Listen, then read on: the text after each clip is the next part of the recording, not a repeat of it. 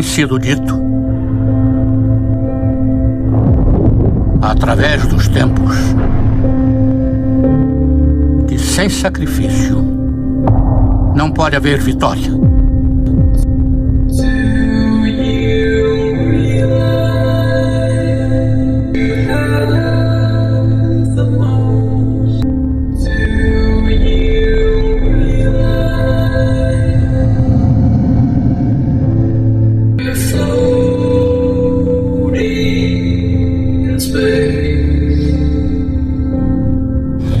Você quer saber, não quer?